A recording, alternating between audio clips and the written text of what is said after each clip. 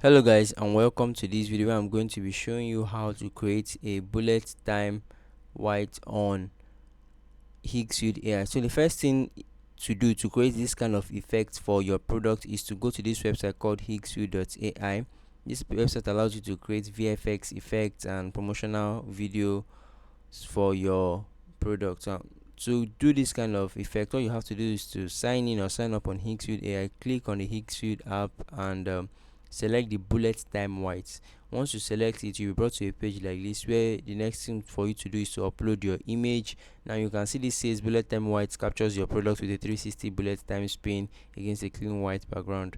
So this is good for people who want to run promotional ads for their products.